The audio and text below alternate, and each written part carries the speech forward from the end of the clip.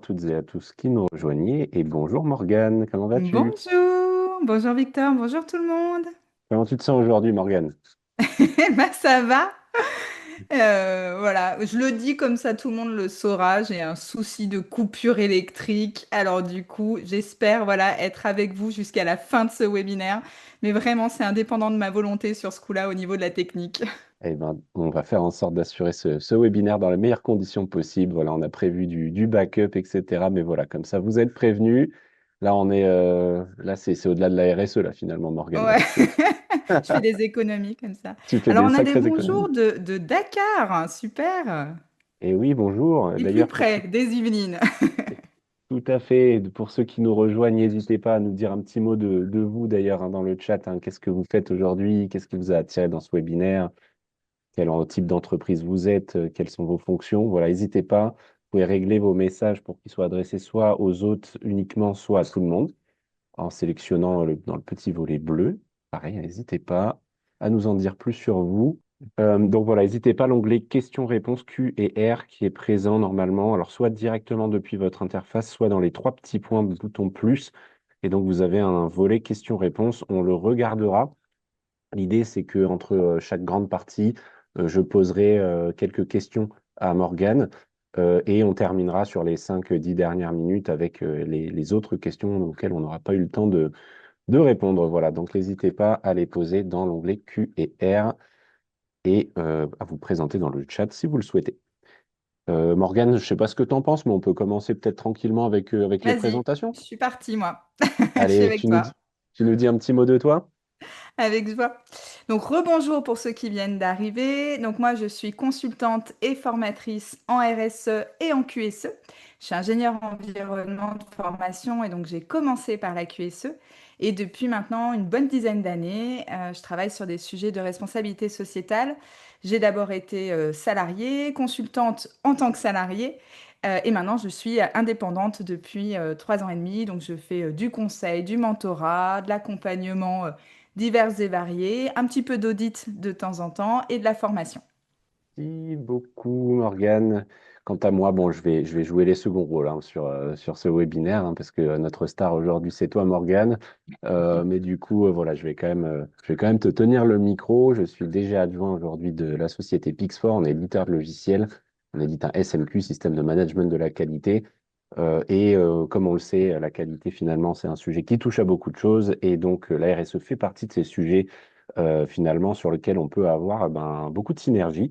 Donc, il était important pour nous de faire appel à Morgane dans le cadre de ce troisième webinaire déjà ensemble Et oui, autour de cette merci. thématique. Ça se fait. Et donc voilà, l'idée c'est de voir aussi un petit peu et d'aider les personnes qui seraient plus sensibles aux thématiques qualité et qui souhaitent en apprendre plus sur ces thématiques RSE, ben, par où commencer. Donc on a fait deux autres webinaires sur le sujet avec Morgane, hein, dont les replays sont également accessibles pour ceux qui le souhaitent. Et du coup, il y a ce nouveau volet aujourd'hui on va aller dans la forêt des labels, la jungle des labels, comme on l'a appelé. Exactement. Et donc, Sujet qui était fortement demandé lors de notre dernier webinaire. c'est bien de le rappeler, effectivement, on avait posé la question et c'était ce qui était revenu en force. Donc là, aujourd'hui, je prends quand même un petit peu ma casquette de consultant plutôt sur les thématiques processus qualité. Et du coup, je réagirai à certains moments à ta présentation, Morgane, présentation qui va être construite selon ces différents chapitres, finalement, ces différents volets. Déjà, on va commencer par rappeler un petit peu ce qu'on a vu, revoir une petite définition de la RSE. Ensuite, bah, pourquoi on y va finalement et pourquoi on s'intéresse aux différents labels existants. On va débroussailler un petit peu tout ça. Alors, on fera un petit disclaimer d'ailleurs au début. Et après, bah, on vous donnera un petit peu des billes pour choisir votre camp et on conclura avec, bah, comme d'habitude, un petit résumé, une petite ouverture. Donc, on va commencer par les petits rappels. Hein. J'en profite, je fais économiser un petit peu de salive et d'électricité à Morgane pour le début, et puis après, je te laisserai dérouler bien plus amplement. Petit rappel de ce qu'on a vu du coup les dernières fois, ou pour ceux qui découvrent un peu le sujet. Alors déjà, la RSE, qu'est-ce que c'est? Donc c'est sept thématiques orientées autour de sept grands principes. Vous les voyez sur les côtés, hein, notamment la partie RSE 2.0, hein, on parle beaucoup de ça en ce moment, ou de RSE à visée régénérative. Et donc on a ces thématiques, droits de l'homme, relations et conditions de travail, gouvernance, communauté développement local, questions relatives aux consommateurs, loyauté des pratiques. Et vous voyez les principes avec les intérêts préservés des parties prenantes, les comportements éthiques, la transparence, la redevabilité, les normes internationales respectées, les principes de l'égalité et les droits de l'homme. Donc, rapidement, on parle de ça.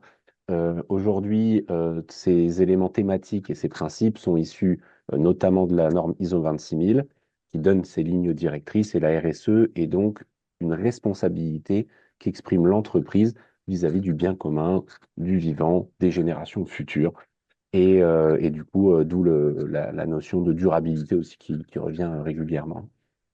Donc, il y a, si vous voulez, en source, un article détaillé sur ce sujet issu de Parcours Croisés sur lequel tu as participé, si je ne dis pas de bêtises. Morgane, Ah ben c'est même moi qui l'ai rédigé, voilà, donc je le connais bien.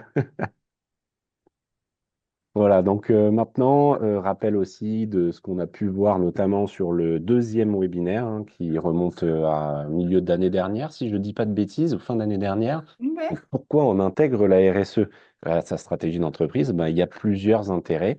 Ben, déjà, l'idée, c'est comme souvent quand on entreprend une quelconque démarche, d'en tirer des bénéfices. Donc, ben, pour finalement montrer que l'organisation s'engage, ce qui va avoir des effets positifs sur l'image de votre organisation et aussi provoquer des innovations et des optimisations qui pourraient être inattendues associées à tout ça et qui va même servir finalement la durabilité de votre organisation elle-même.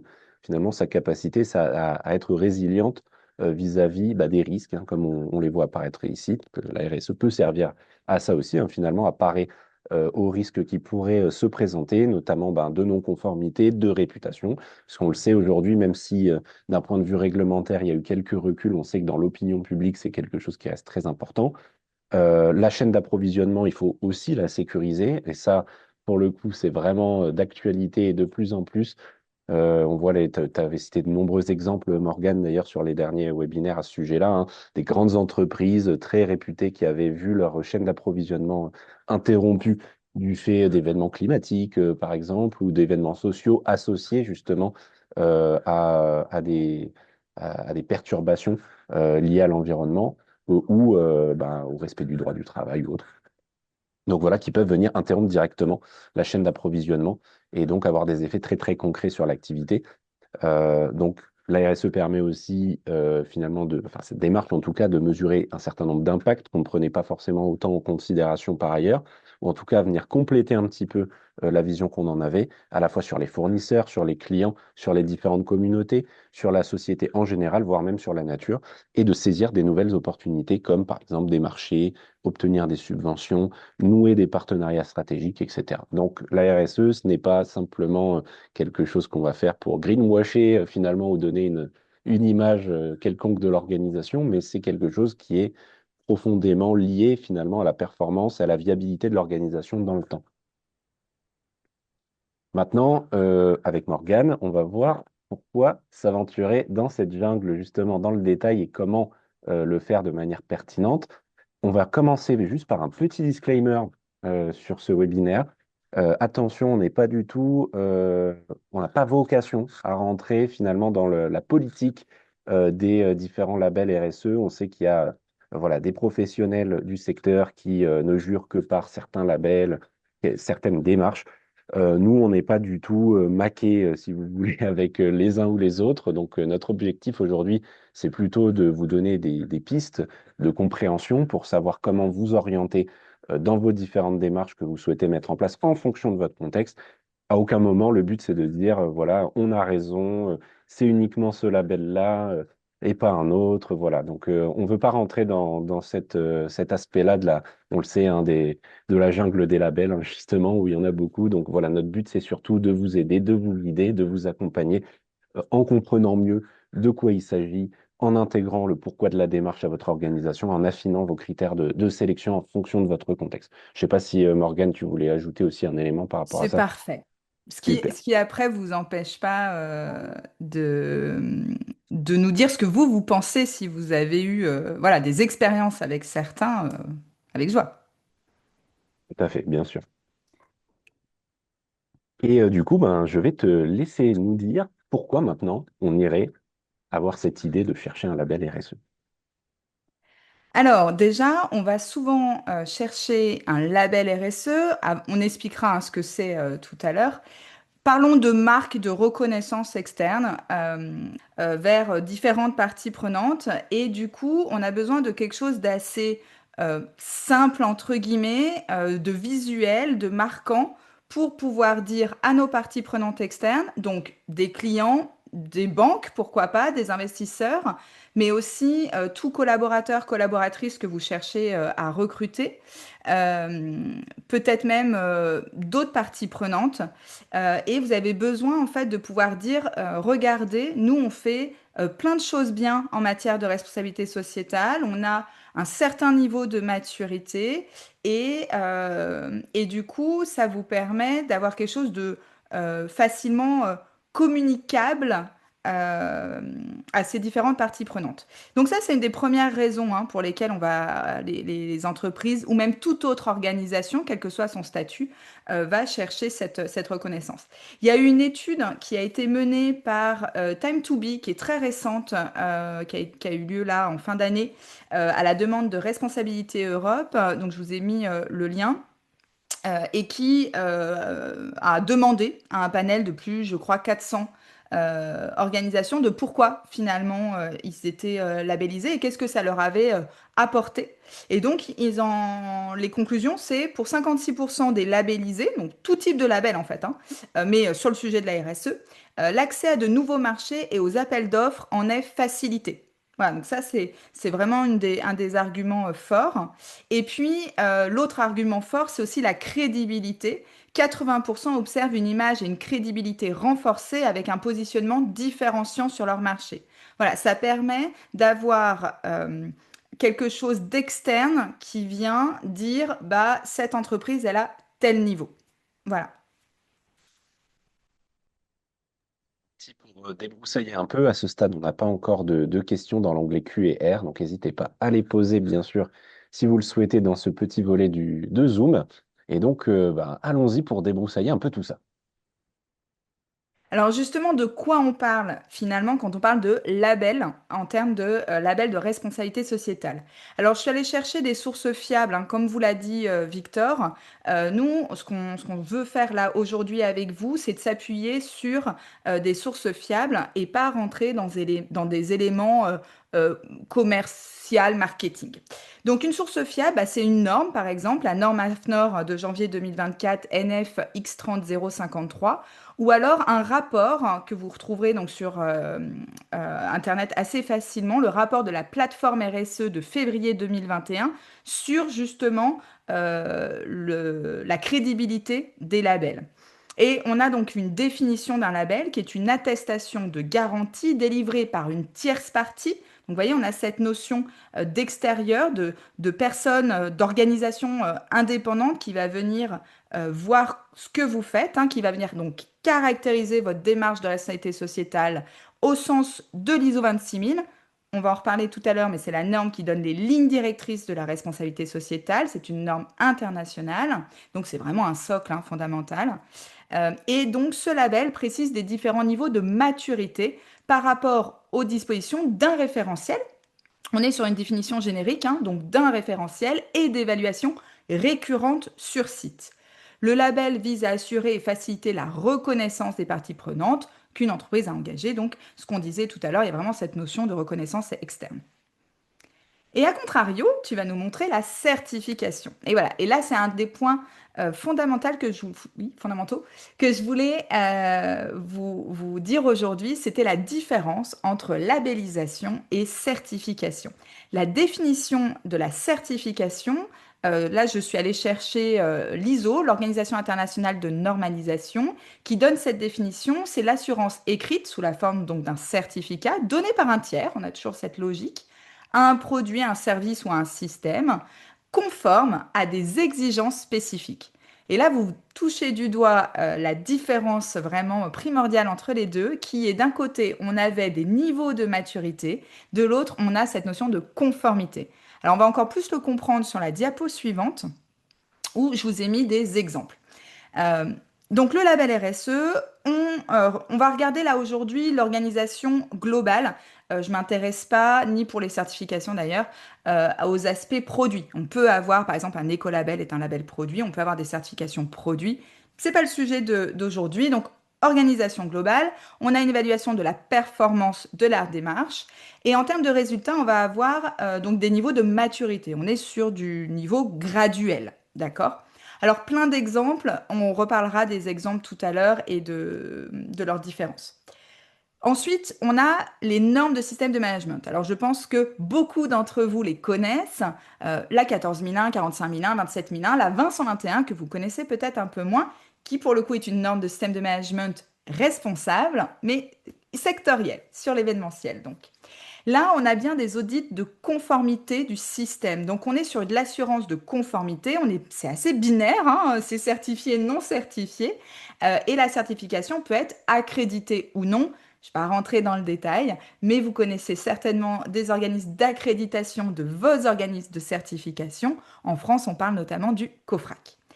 Et puis, on a encore d'autres typologies. Vous entendez peut-être parler des évaluations ou des notations ou rating. Par exemple, sur des performances extra-financières, vous avez peut-être déjà entendu parler d'Ecovadis, par exemple. C'est une qui est assez connue parce que demandée justement par nos clients, donc une des parties prenantes. Et là, on va être sur des scores, sur des benchmarks. Et on a cité tout à l'heure l'ISO 26000. C'est une norme, mais c'est une norme qui donne des lignes directrices. Elle est donc non certifiable. Et dans le domaine de la responsabilité sociétale, on peut aussi citer l'ISO 20400, qui est la norme sur les achats responsables, qui elle aussi ne donne que des lignes directrices. Voilà, déjà, j'espère qu'avec ça, mais posez vos questions hein, dans le QR, j'espère qu'avec ça, c'est déjà un petit peu plus clair, mais on va continuer. Je vous parlais donc de l'ISO 26000. L'ISO 26000, c'est vraiment la base, c'est vraiment le socle. C'est pas une norme de système de management. Et ben du coup, si c'est pas une norme de système de management et qu'elle donne des lignes directrices, eh ben elle ne peut pas être certifiante. Vous ne pouvez pas dire, et malheureusement j'en vois parfois sur certains sites internet, sur des posts LinkedIn, qui écrivent que leur entreprise, leur organisation est certifiée ISO 26000. Ce n'est pas possible, c'est un mensonge. Oui, je dis le mot. Ce n'est pas possible, ça n'existe pas. En revanche, vous pouvez dire que votre démarche RSE s'appuie sur les lignes directrices de l'ISO 26000. Ça, au contraire, c'est même une très bonne chose qu'elle s'appuie sur les lignes directrices de l'ISO 26000. Donc ça, évidemment, vous pouvez le dire. Vous ne pouvez pas non plus dire que vous êtes labellisé ISO 26000. Pareil, ce n'est pas possible. C'est une norme qui donne des lignes directrices. Ce n'est pas un référentiel de label en tant que tel. Bien sûr, on va le voir, les labels s'appuient sur cette norme, c'est la base, c'est le socle, mais c'est pas direct, on ne peut pas donner la phrase aussi directement que ça. Et puis, je voulais aussi vous parler de l'approche systémique de cette norme, très rapidement. 7 questions centrales, 36 domaines d'action. On a au sein de ce référentiel une logique de pertinence et d'importance, c'est-à-dire que vous ne pouvez pas occulter une des questions centrales, c'est-à-dire une des thématiques de la RSE, si vous dites que vous appuyez sur cette norme. En revanche, dans les 36 domaines d'action, donc les sous-thématiques, là, vous allez pouvoir faire du tri en fonction de ce qui est pertinent et important pour vous. Donc ça va être notre base. On va voir du coup que les labels sérieux s'appuient sur ça. Alors on va continuer pour creuser justement ces fameux labels. Ça, je crois que tu voulais dire un mot là-dessus. Oui, tout à fait. Alors, vraiment rapide, simplement faire le lien, peut-être de ceux qui nous écoutent et qui sont plutôt issus du domaine de la qualité. On a sur ces thématiques RSE, finalement, une structure qu'on va retrouver dans certaines normes telles que l'ISO 14001, 45001 et 27001, qui s'appuient également sur la structure HLS qu'on retrouve dans l'ISO 9001. Donc, on va avoir une construction euh, similaire qui va s'appuyer également sur les processus de l'organisation. On va le revoir tout à l'heure quand on va parler de l'intégration de la RSE aux autres démarches et au processus de l'entreprise ou de l'organisation. Et on a une approche globale qui est basée sur le PDCA, la route Deming, finalement qu'on va retrouver également quand on va parler RSE. Donc HLS, High Level Structure. C'est vraiment je vois que la question a été posée en live, donc j'en profite pour répondre.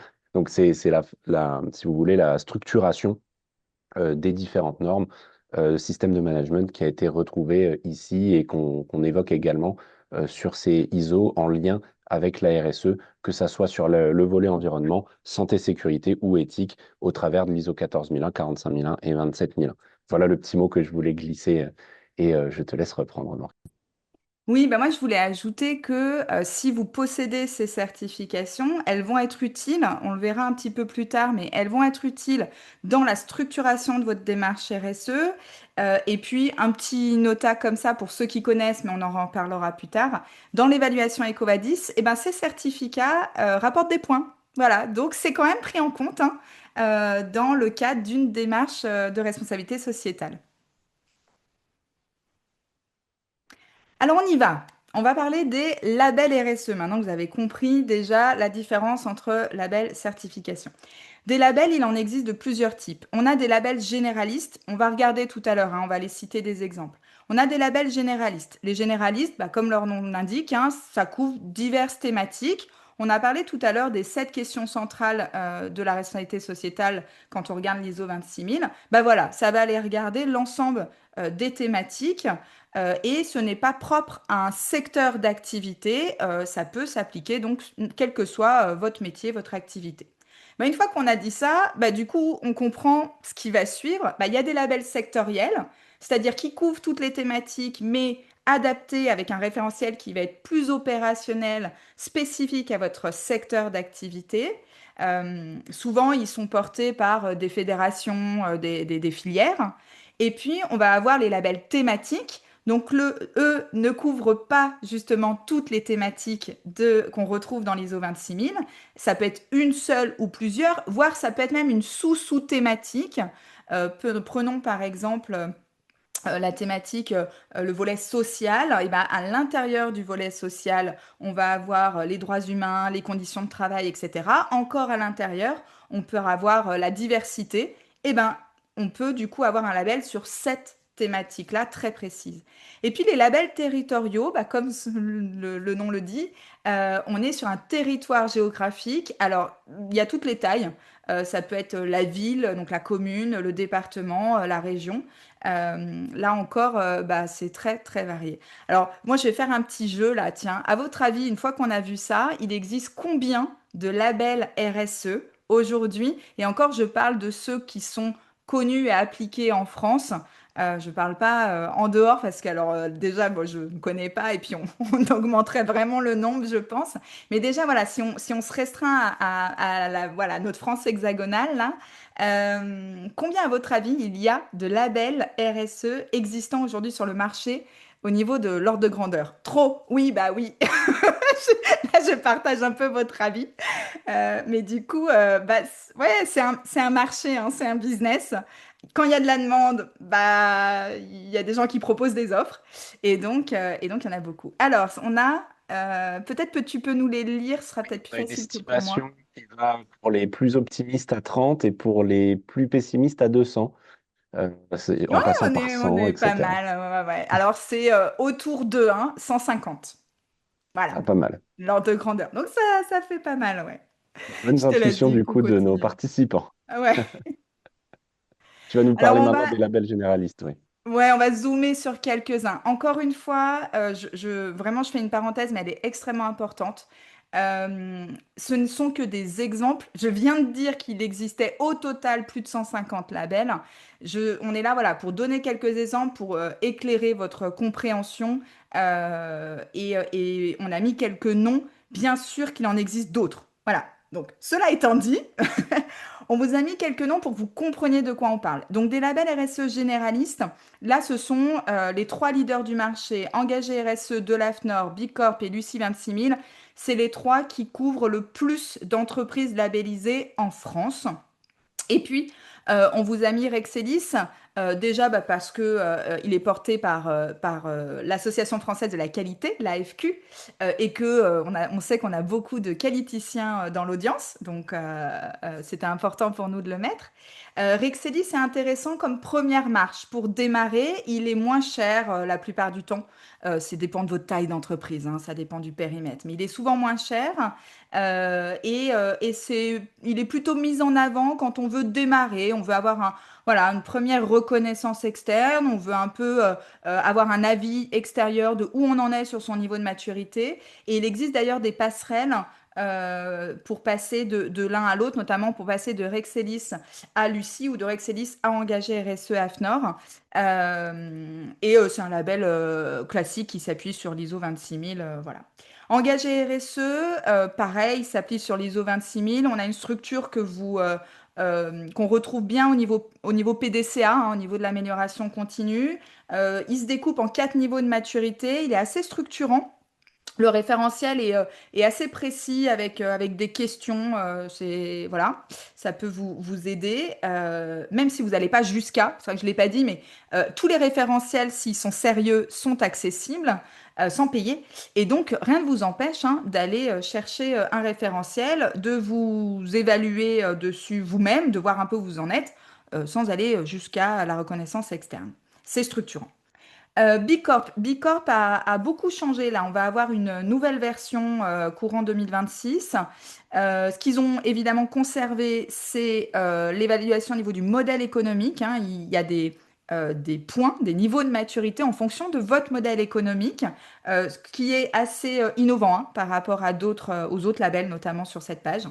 Euh, Quelque chose d'autre qui est innovant, c'est l'obligation d'intégrer les intérêts des parties prenantes dans vos statuts juridiques, c'est-à-dire que pour pouvoir aller jusqu'au bout et obtenir une labellisation B Corp, vous êtes obligé de modifier vos statuts juridiques, donc c'est quand même beaucoup plus engageant finalement pour l'organisation qu'une simple déclaration d'intention, entre guillemets. Et puis l'autre particularité, c'est que si vous êtes une association, vous ne pourrez pas aller chercher du B Corp, c'est uniquement pour des entreprises. Et enfin, on a cité Lucie 26000. Ce qui est intéressant, c'est leur logique d'engagement de progrès, pardon, continu, validée par un comité d'experts. Donc c'est vraiment, ils sont construits autour de ça, ils sont construits sur cette logique d'engagement. Et maintenant, on va regarder encore une fois, hein, quelques label sectoriel. Le label RFAR, donc, qui est porté par le ministère de l'Économie, qui est un label public, qui s'appuie sur l'ISO 20400, alors qui s'appuyait même, qui était même précurseur, hein, c'est-à-dire qu'il y avait même une version avant la norme ISO 20400 sur les achats responsables, et puis donc il a évolué une fois que la norme ISO 20400 a été publiée officiellement. Ça peut être intéressant en fonction de votre secteur d'activité. Il peut du coup se valoriser dans les appels d'offres puisque c'est un label public, donc il est reconnu comme étant sérieux. Et il va vous engager aussi vis-à-vis de vos sous-traitants, de vos fournisseurs. C'est-à-dire qu'à un moment donné, il mise sur l'effet un peu boule de neige pour que bah, l'ensemble de la chaîne de valeur avance au niveau achat responsable. On a également mis le label PME+, pour les entreprises de la consommation. La particularité, c'est que du coup, il faut être une PME hein, pour pouvoir l'obtenir. Si vous êtes une grande entreprise, ça ne fonctionnera pas. Il est porté par la Fédération des entreprises et des entrepreneurs de France. Et c'est un petit logo que parfois vous voyez donc, sur certains produits dans les rayons. Petit point d'info. Aujourd'hui, sur mes fameux 150 ordres de grandeur, hein, labels possibles, vous avez finalement 80% de l'offre en France hein, qui est sectorielle. Je continue avec les labels thématiques. Donc, comme je vous le disais, bah là, il y en a plein, évidemment, parce que pour chaque thématique, sous-sous-thématique, sous-sous-sous-sous-sous-thématique, finalement, on pourrait avoir un label. Donc, il en existe des tas. Moi, j'ai choisi, hein, voilà, j'ai fait le choix de vous mettre ces trois-là parce que je les vois souvent. mais il y en existe plein d'autres. Great Place to Work qui va aller chercher le bien-être, la culture managériale, donc très intéressant pour attirer des talents, hein, il va viser cette partie prenante-là. Le numérique responsable, évidemment très intéressant quand vous avez des activités dans ce secteur-là, mais pas que. Aujourd'hui, le numérique, finalement, toute organisation a besoin, voire est dépendant du digital. Donc, ça peut être intéressant de regarder. Il y a un niveau avant qui est juste une charte, hein, si vous voulez pas aller jusqu'au label. Et puis, le label égalité-diversité, là, c'est pour vous montrer un autre exemple. On aurait pu prendre d'autres thématiques sur l'environnement, par exemple. Il en existe plein, plein, plein. Celui-là, donc, va chercher, hein, va vous aider à lutter contre les discriminations. Alors, passons maintenant à un autre type. Donc là, je ne parle plus des labels, je parle des évaluations, notations ou encore le terme rating. Pareil, il en existe plein. Je vous en ai mis deux. Je vais commencer par la droite Eti-Finance parce qu'il m'en fallait un autre pour illustrer. Et donc, je me suis dit, tiens, montrer que finalement, je peux aussi avoir des évaluations sectorielles. Bah voilà, celle-là c'en est une. Elle va concerner les investisseurs, les partenaires financiers. Et puis Ecovadis. Alors Ecovadis, vous le connaissez très souvent. Il est très souvent demandé par des clients grands comptes en marché B2B. Il se présente comme évaluant donc votre système de responsabilité sociétale. Donc, ils évaluent pas en termes de résultats, ils évaluent votre organisation, comment vous êtes structuré en termes de démarche sociétale. Ils sont uniquement sur du questionnaire. Il n'y a pas de visite dans vos locaux, contrairement à des labels qui ont des visites sur site. Ça va être le cas de RSE Engagé tout à l'heure, de Lucie et prochainement de Bicorp. Ecoadis, c'est purement en ligne, un questionnaire. Vous devez prouver tout ce que vous déclarez, mais ça reste en ligne. Et puis, on a un système de médailles en fonction pardon, en fonction des autres, en fait. C'est-à-dire que votre médaille dépend si les autres sont meilleurs ou moins bons que vous. Au niveau avancé, donc le niveau avancé, c'est le gold, et ben, on a quand même 36% des entreprises françaises qui sont à ce niveau-là, sachant que, comme je vous disais, c'est un classement mondial. Donc, c'est plutôt quand même intéressant de savoir que les entreprises françaises sont assez bien placées sur ça. Voilà. Morgane, effectivement, bonne statistique. Bon, désolé, du coup, on n'a pas pu faire les stats pour tous les pays. On est bien conscient on a beaucoup d'auditeurs qui viennent du Mais Canada, du Québec les aussi. rapports sont en ligne, hein. Vous avez toutes Rapport les en ligne. Ecovadis met à dispo les classements mondiaux. Vous pouvez aller les regarder, hein. Tout à fait. Alors que vous soyez du Québec ou d'un pays d'Afrique, aussi du Nord, subsaharienne ou autre, vous devriez retrouver les informations, bien sûr, ou d'un autre pays francophone en Europe, hein, évidemment. Donc, il y a quelques questions qui traitent un petit peu, hein, de ce qu'on a vu là. Donc, je vais en ouvrir quelques-unes maintenant, notamment ceux qui concernent les labels. Donc, déjà, on a deux questions d'Adeline que j'en profite pour saluer, qui, du coup, travaille dans le logement social notamment. Et du coup, dans son établissement, ils sont certifiés ISO 50001. Mhm. Du coup, elle voulait savoir si ce label-là, la certification ISO 50001 permettait de gagner des points dans le cadre d'une labellisation RSE, par exemple. Alors oui, alors déjà oui, certification ISO 50001. Donc pour ceux qui connaissent pas, c'est le système de management de l'énergie. Oui, oui, vous pourriez aller chercher. Alors, EcoVadis, c'est sûr. Vous aurez quelques points dans le volet environnement sur l'indicateur certification. Et voilà, et je rentre pas plus dans le détail. Et pour les autres labels, alors encore une fois, je les connais pas tous, ça dépend de quoi on parle, etc.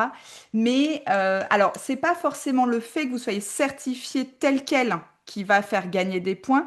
C'est parce que vous êtes certifié, enfin, parce que vous avez mis un système de management de l'énergie. Donc, vous avez mis plein de choses en place. Vous avez planifié, vous avez des objectifs, vous avez une structure, vous vérifiez, hein, le fameux PDCA. Donc, vous avez plein de choses en place. Donc, vous êtes certifié ISO 50001 parce que vous avez mis plein de choses en place. Et bien, du fait que vous ayez mis plein de choses en place, vous allez pouvoir valoriser ça dans le cadre d'évaluation faite par les labels quand ils vont venir regarder bah, justement comment vous gérez la thématique de l'énergie, comment vous gérez vos impacts sur l'environnement au titre de l'énergie. Et bien là, vous allez pouvoir prouver tout ce que vous avez mis en œuvre. Et du coup, ce sera très bien structuré puisque vous l'avez structuré sous format de système de management. Donc voilà. C'est un peu vertueux, ce boucle, la boucle est bouclée. Autre question d'ailleurs également d'Adeline, est-ce qu'il y a des labels sectoriels spécifiques au logement social? Est-ce qu'il y en a que tu connais? Alors, je connais pas. En plus, enfin, ouais, c'est pas un secteur, je connais pas. Mais par contre, j'ai l'astuce pour trouver. Bon, déjà, Intéressant. évidemment, Internet. Mais surtout, une bonne astuce, c'est de se rapprocher, en fait, des représentants de la filière. Donc, les fédérations, les syndicats professionnels. S'il y a aussi des groupements d'entreprises, ce genre de choses. Et puis, évidemment, un benchmark bah, des autres. Hein, allez voir si vous connaissez des grands comptes dans votre secteur d'activité, bah allez voir ce qu'ils revendiquent en termes de reconnaissance externe sur ce sujet-là, sur leur communication, parce que bah, du coup, peut-être que ça vous donnera des pistes de ce que eux font. Et c'est très clair, merci beaucoup pour ces astuces. Je me concentre sur les questions d'abord autour des labels, hein, et puis après on terminera et on verra pour les questions un peu plus généralistes. Alors, il y avait une question, est-ce que du coup il y a des labels pour les micro-entreprises? Mais ça, je pense que tu as partiellement répondu déjà en Ah, présentant les labels tout à l'heure, plutôt orientés PME, TPE, ouais, etc. mais même les généralistes, tu vois, il y avait, alors j'ai plus les chiffres en tête, mais il y avait une étude bah, justement de l'AFNOR sur son label RSE engagé qui montrait que finalement c'était plutôt les petites structures, alors pas forcément micro, mais TPE, PME qui étaient labellisées, qui avaient ça. Et après, en fait, ce serait possible. Voilà, il y a pas à ma connaissance, il n'y a pas de discrimination sur la petitesse. Voilà, il n'y a que PME+, qui exclut les plus grandes, Big Corp qui exclut en termes de statut juridique, voilà, si vous n'êtes pas une entreprise. Mais hormis ça, si vous êtes petit, bah, vous avez le droit d'être petit. Euh, et donc, vous trouverez voilà, dans la liste des labels. J'ai une question plutôt sémantique, du coup, pour les non-français de France. Du coup, c'est quoi qu'on entend par grand compte? On parle de Ah, grandes pardon. organisations. Grand compte, en fait, c'est quand vous avez un client, par exemple, qui a une grande taille d'entreprise. Voilà, c'est peut-être des verbatim en plus qui me sont propres à moi. Et du coup, il y a eu plusieurs évocations des coûts impliqués Ouais, pour ces labellisations. Alors, encore on une en fois, parle un peu plus loin. voilà, on en parle un peu plus loin, mais voilà, du coup, vous aurez un peu plus de réponses, donc on va avancer. Et bien sûr, on n'a pas oublié les autres questions, évidemment.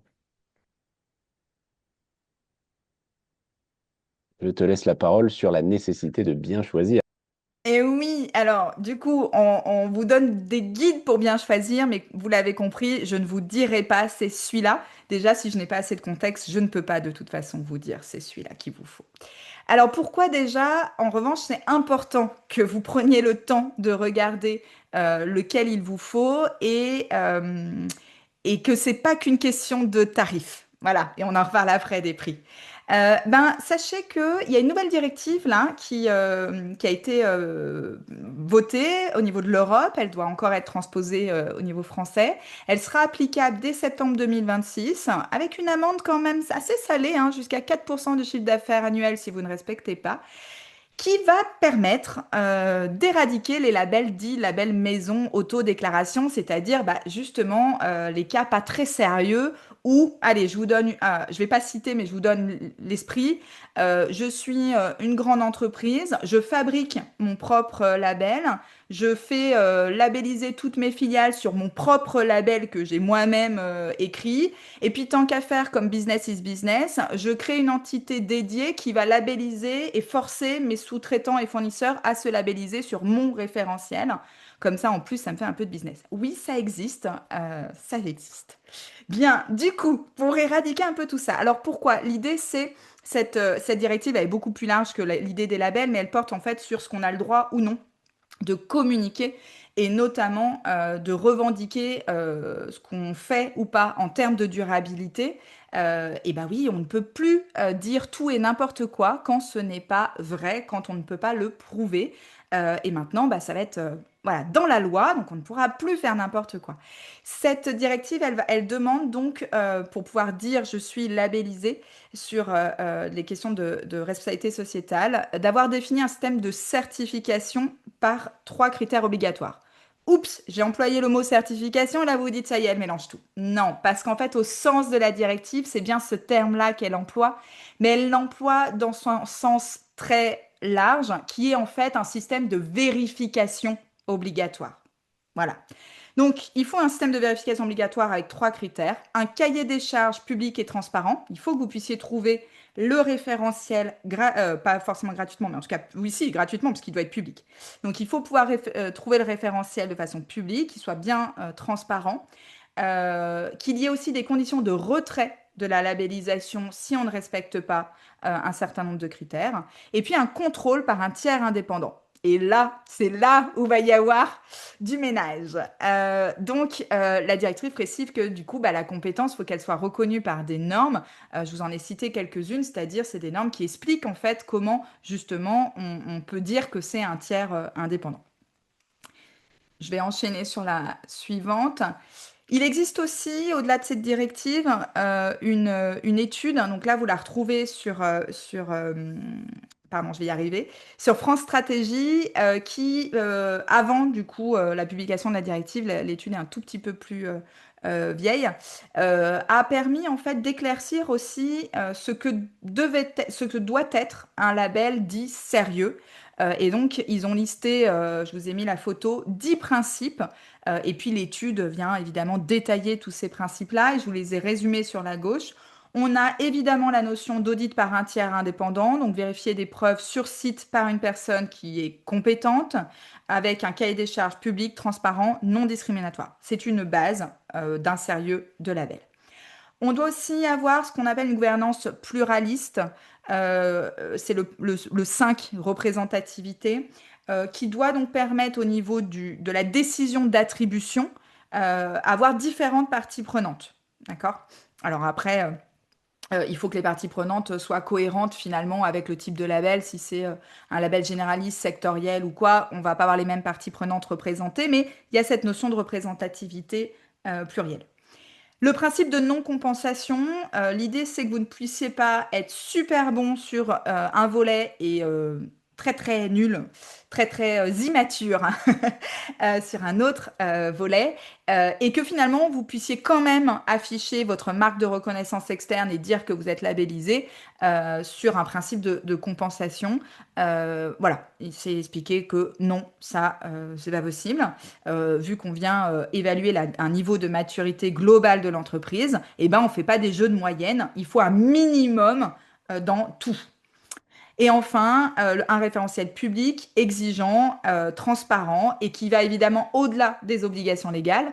Le principe de l'égalité, c'est un indispensable et c'est un prérequis. On ne l'oublie pas évidemment. D'ailleurs, vous avez un certain nombre de labels qui mettent dans leurs conditions que vous devez absolument respecter les obligations légales qui vous sont applicables. Mais c'est la base et la RSE, bah, ça démarre après. Donc, il faut bien que le label ait des critères d'exigence au-delà. Alors, rentrons un peu dans le détail. Comment vous allez pouvoir choisir? Alors, une fois que vous avez repéré les sérieux, hein, les sérieux, on a vu les différents principes et critères. Eh ben, il y a différentes façons de faire pour choisir celui qui finalement vous concerne, euh, vous sera le plus adapté, qui vous correspondra le mieux. Déjà par rapport à votre objectif. Qu'est-ce que vous voulez en faire? Qu'est-ce que fait votre entreprise? À quoi il va vous servir, hein, cette reconnaissance externe? Par exemple, si vous avez plutôt besoin d'un label qui soit connu en dehors des frontières bah, françaises, par exemple, un Lucie 26 000, bah, c'est quand même très franco-français, donc ça va être difficile, alors qu'un Bicorp a, comme c'est un label à la base anglo-saxon, a déjà un petit peu plus de connaissances au-delà Donc voilà, déjà, qu'est-ce que vous voulez en faire? Pourquoi vous voulez l'utiliser? À l'inverse, vous êtes sur les marchés publics, et ben un RFAR peut être très pertinent parce que connu en termes de sérieux par les marchés publics. Voilà. Si c'est plutôt votre culture interne que vous voulez valoriser, sur lesquels que vous voulez challenger en matière de responsabilité sociétale, bah, des labels comme Engagé RSE, Lucie sont très pertinents. Voilà, donc vraiment, premier critère. Deuxième, le budget. Eh bien oui, ils n'ont pas tous le même coût. Je vous ai parlé de Rexelis tout à l'heure, qui est plutôt un petit budget. Et en fait, ça va dépendre de votre taille d'entreprise. Donc, ils fonctionnent à peu près tous de la même façon. Ils ont des tranches de tarifs en fonction de la taille de votre entreprise. Et donc, bah, forcément, plus vous êtes gros, plus vous allez payer. Et puis, sachez aussi qu'un label sérieux, bah, il faut du temps. Il faut du temps pour évaluer votre niveau de maturité. Il faut passer en revue l'ensemble des thématiques de la responsabilité sociétale. Donc oui, ça ne se fait pas en quelques heures. D'ailleurs, méfiez-vous. Voilà, hein, attention, un tarif trop bas, tête anguille sous roche. Méfiez-vous, voilà, de ça. Ça prend du temps et donc il faut rémunérer à la fois bah, la personne qui vient vous évaluer et puis tout le travail qui va être derrière par la commission d'attribution, etc.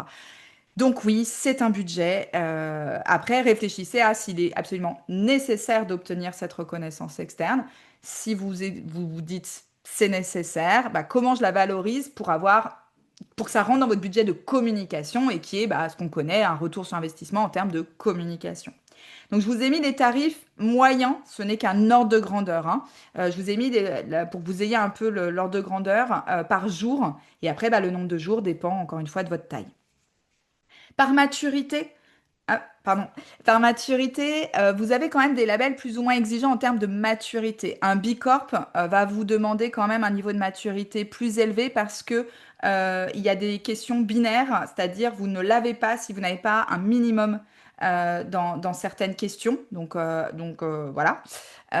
Déjà, il faut s'engager au niveau des statuts juridiques, etc. Donc, on sait que il est déjà un peu plus engageant. Euh, donc, allez regarder aussi votre niveau de maturité. Ça peut être un critère de choix. Et n'hésitez pas à faire des pré-diagnostics. Alors, soit bah, vous prenez le référentiel et vous vous auto-évaluez pour regarder bah, où vous en êtes. Que ce soit Bicorp avec leur BIA, donc l'outil est en ligne. RSE engagé, Lucie, vous avez les référentiels, vous pouvez regarder en face. Tous ceux qui sont sérieux, vous pouvez récupérer le référentiel et regarder où vous en êtes. Et puis, je place aussi l'impact score. Alors, rien à voir avec les labels, mais c'est un diagnostic sérieux en ligne qui est gratuit et qui vous permet d'avoir, voilà, gratuitement une petite évaluation de votre niveau de maturité. Ça vaut pas une visite de site, mais ça permet, voilà, d'avoir quelques informations de où vous en êtes. Je fais un petit thé suite à une réaction d'un des participants. Attention, hein, c'est pas parce qu'on recite pas systématiquement tous les labels qu'on a Oui, évoqués précédemment qui sont pas sérieux. Bien au non, non. contraire, Morgane, bien entendu, ne va pas citer tout court un label pas sérieux dans cette présentation. Donc tous les labels qu'on a vus précédemment sont des labels sérieux. On va pas, bien sûr, inciter à s'orienter vers des labels qui ne le sont pas. Donc là, par exemple, si on recite un exemple comme Bicorp ou RFAR, c'est parce qu'il y a un contexte qui est donné. Par Oui, exemple, l'export, comme le disait Morgan, bah, c'est pertinent de choisir quelque chose qui est connu, y compris en langue non française, ce qui est le cas de Bicorp, et c'est pas forcément le cas, par exemple, de Rexelis, qui va être plus connu en France. Euh, pour les exactement. marchés publics, RFR, ben, marché public français, c'est pertinent. Après, évidemment, si vous êtes québécois, si vous êtes sénégalais ou si vous êtes belge, il faut prendre l'équivalent belge, sénégalais ou québécois. Donc voilà, attention, hein, tous les labels cités ici sont sérieux et il y en a d'autres qu'on n'a pas Et il pu y en a citer parce d'autres. que, Voilà. on a un temps limité qui sont sérieux aussi, bien sûr.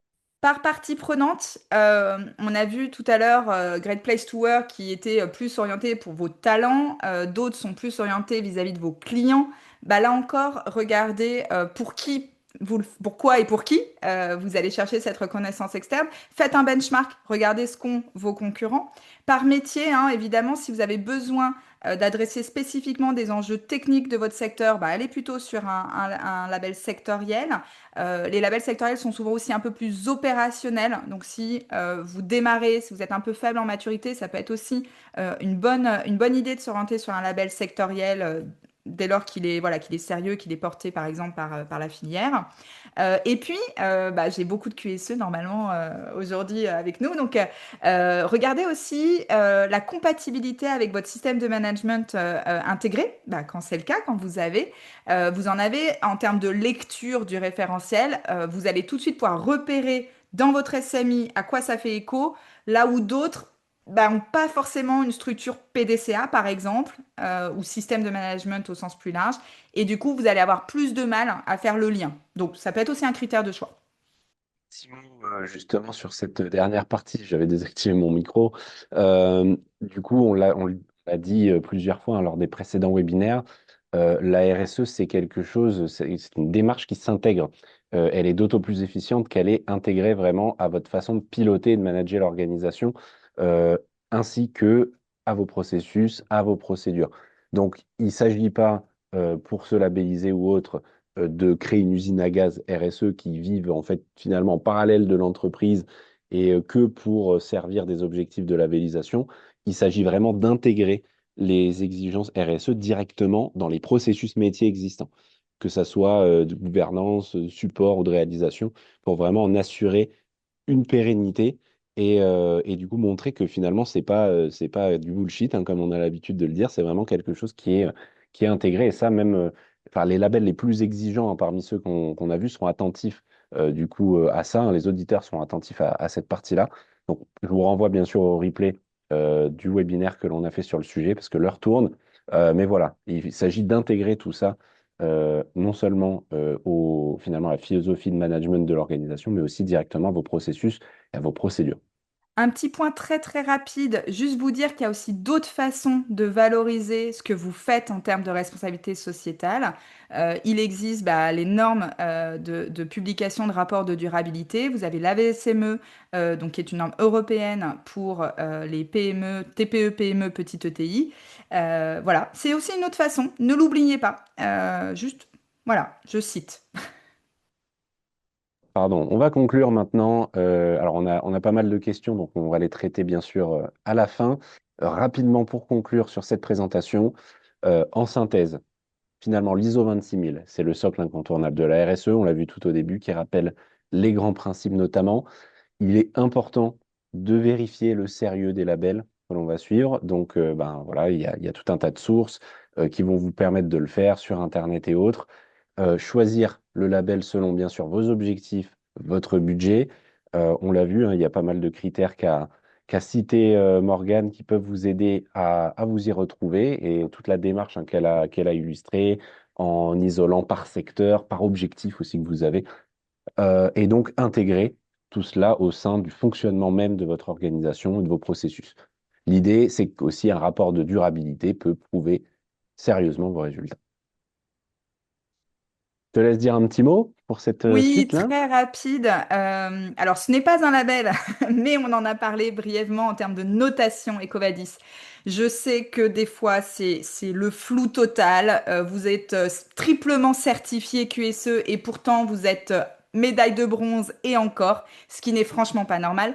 Donc, c'est pas la problématique, elle n'est pas sur ce que vous faites sur le terrain, elle est que vous n'avez pas le décodeur de la plateforme. Et donc, moi, j'ai créé une formation en ligne qui vous apporte ça, qui vous donne des éléments pour décoder les attentes de la plateforme et aller chercher des points en valorisant réellement ce que vous faites pour pouvoir, voilà, en répondant aux attentes de Ecovadis et en comprenant en fait la mécanique des points et ce qu'ils attendent réellement comme preuve, comme structuration, etc. Et puis comme bah, Pixfor, c'est quand même un partenaire maintenant de longue date, hein, comme on le disait, troisième webinaire, je vous ai fait un petit cadeau. Voilà, vous aurez le plaisir d'avoir une réduction significative sur le tarif de la formation avec ce code Pixfor. Et vous avez donc le lien pour aller voir ce qu'il en est. Passons aux questions.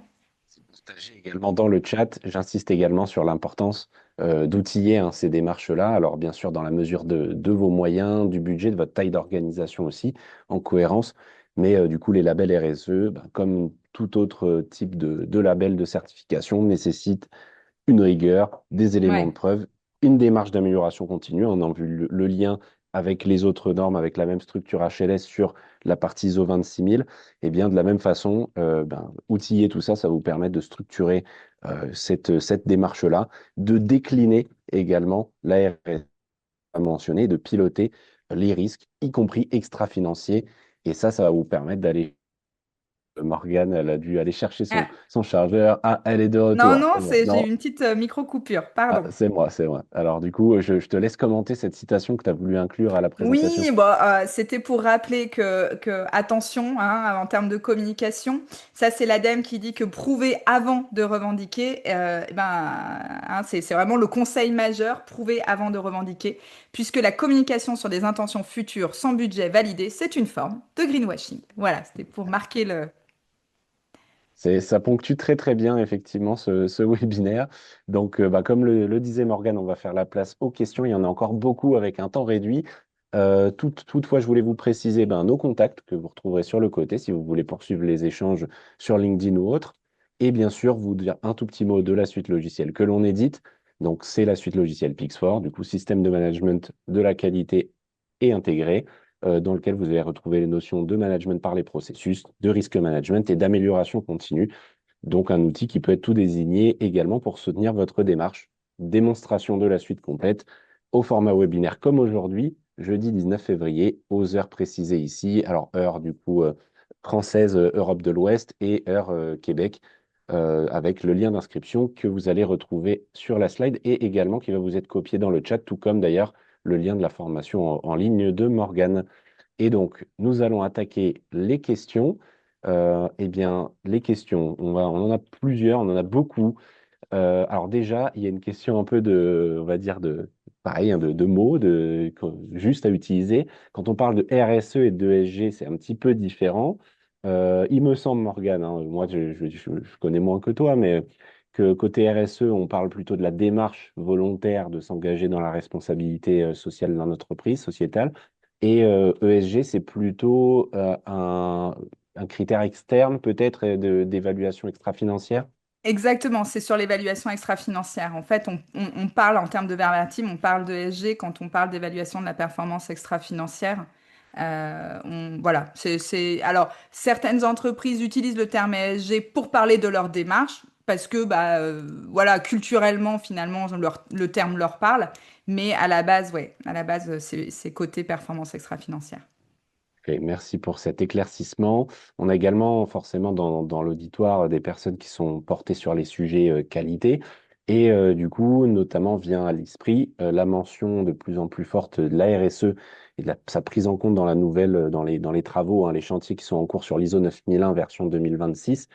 Est-ce que du coup, tu as eu vent un petit peu de comment ça allait se présenter? Alors, on l'a évoqué un petit peu lors d'un précédent webinaire dédié sur le sujet, mais est-ce que là, depuis, parce que bon, ça commence à remonter d'il y a quelques mois, est-ce que tu as eu des nouvelles actualités à nous partager aujourd'hui? Bah, il y a l'éthique des affaires, hein, l'éthique des affaires qui devrait être intégrée dans la version de 2000, enfin, la 2026, hein, a priori, elle sera publiée courant 2026. Donc il y avait déjà la partie climat hein, qui était déjà applicable et qui donc est réintégrée dans le référentiel directement. Donc vous devez évaluer si l'enjeu du dérèglement climatique est pertinent pour vous et vos parties prenantes, et puis en prendre analyser et faire ce qu'il faut par rapport à cette décision. Et l'éthique des affaires, donc se questionner sur vos pratiques en termes de lutte contre la corruption, lutte contre la fraude, les pratiques anticoncurrentielles, les vôtres, votre chaîne de valeur.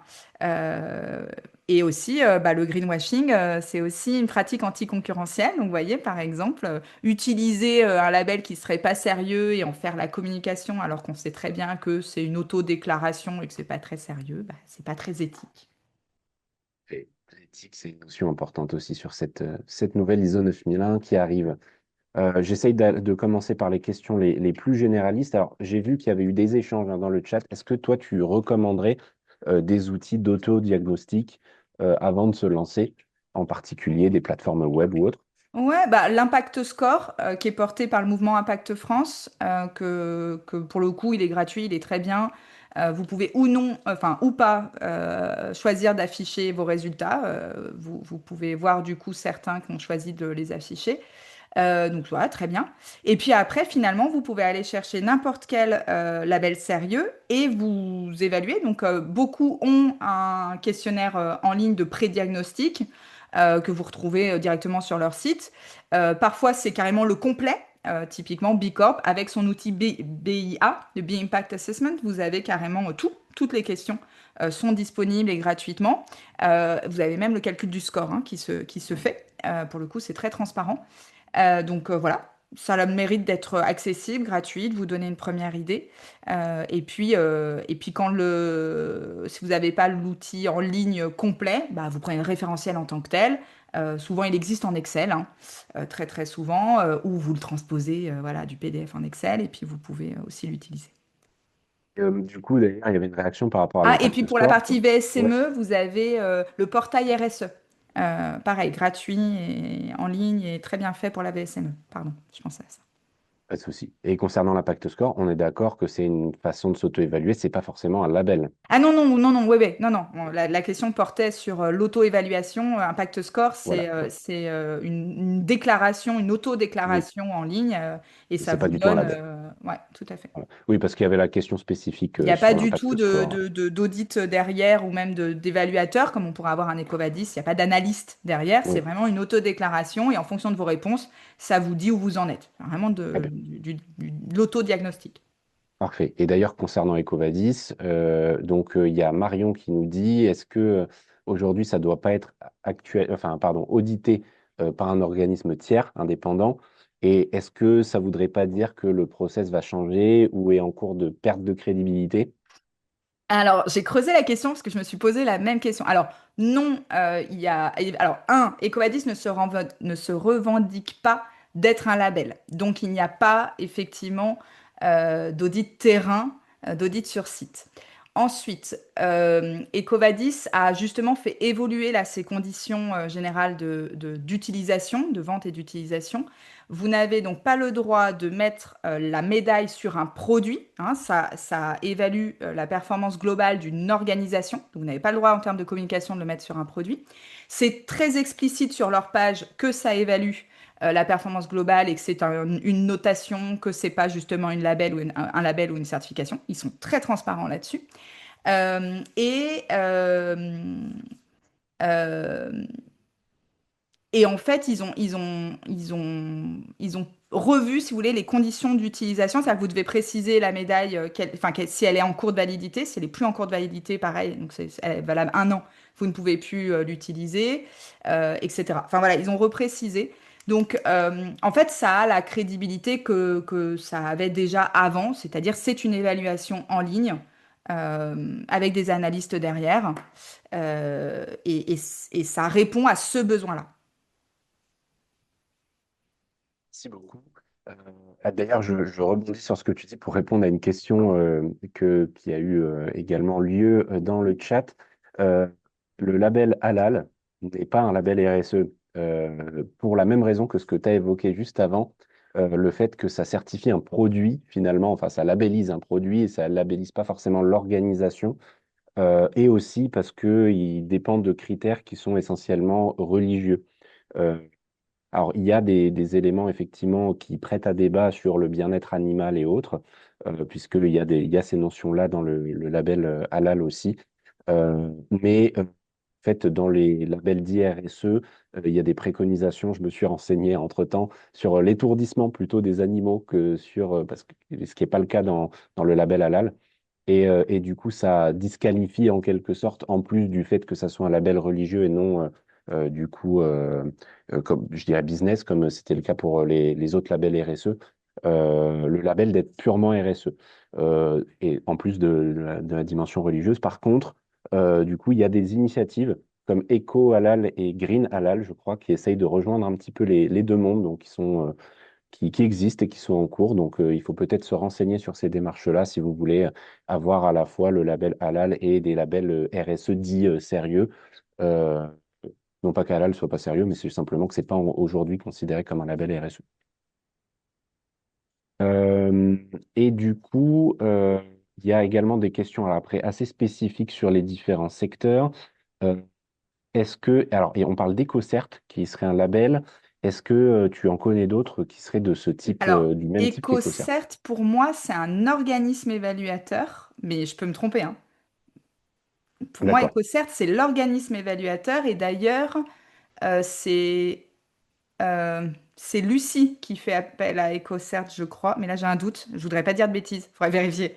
Mais pour moi, EcoCert, c'est un organisme évaluateur, et donc certains labels font appel à EcoCert pour, du coup, évaluer les entreprises sur la base de leur référentiel. D'accord.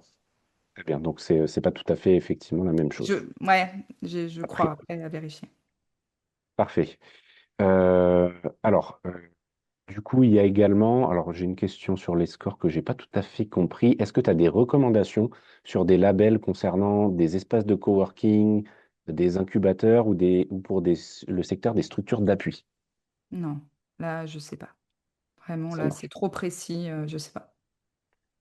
Parfait. Alors du coup, je pense qu'on arrive progressivement au bout. Alors il y avait une réaction qui était suggérée, enfin voilà, une personne, Eric, qui souhaitait une réaction de ta part. Euh, Lui, il a la conviction que la RSE ne peut être que contextualisée au territoire, aux populations locales, à la chaîne de valeur, etc. Est-ce que du coup, c'est une vision que tu partages également? Ah bah alors, je vais répondre de façon très factuelle. Tu sais, on a dit neutralité dans ce webinaire. Tu as une question centrale dans l'ISO 26000 qui porte sur les communautés locales.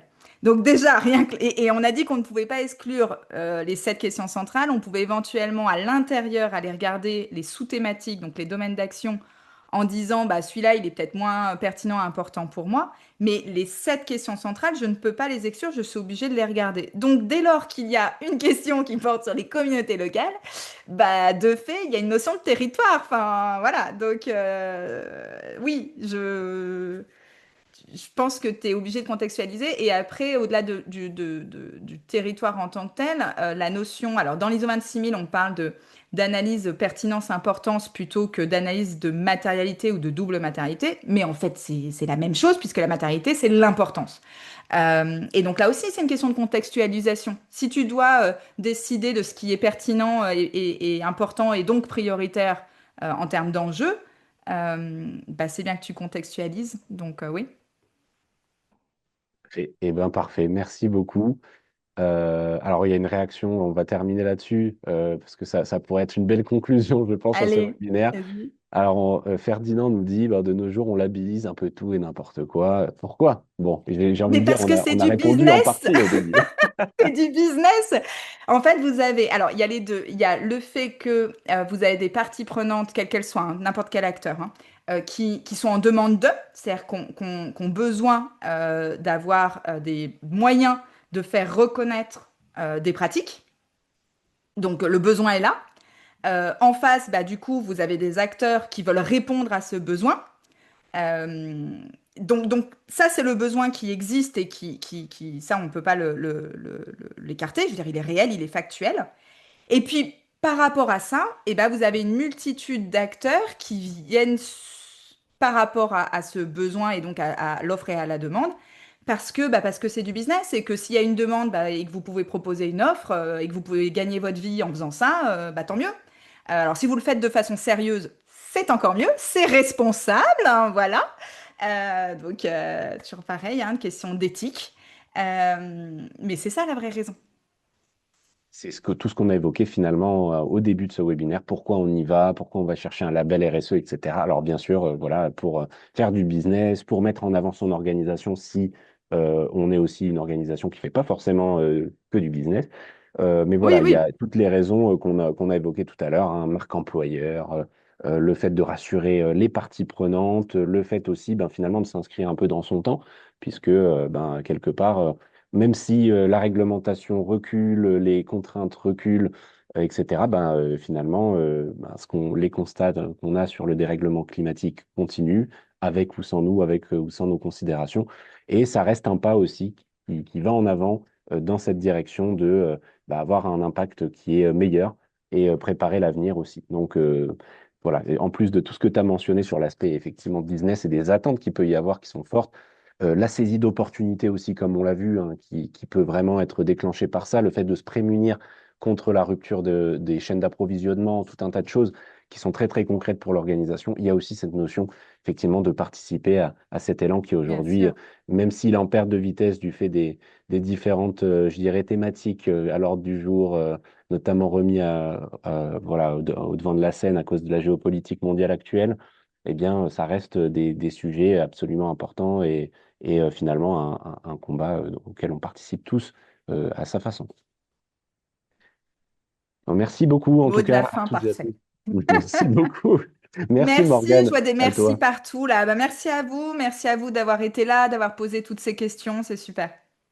Ouais, c'était un webinaire très très riche, beaucoup d'interactions, beaucoup de retours très intéressants. On n'a pas pu tout lire malheureusement, mais voilà, merci à tous ceux qui ont participé activement. Et on vous donne rendez-vous donc pour le prochain webinaire qui arrive bientôt, donc la semaine prochaine, une démonstration de la suite Pix4 et dès le mois prochain, un nouveau webinaire métier. À très bientôt. Merci à toutes et à tous. Merci encore Morgane pour ce webinaire Merci. passionnant. À bientôt. Merci, à bientôt. Au revoir.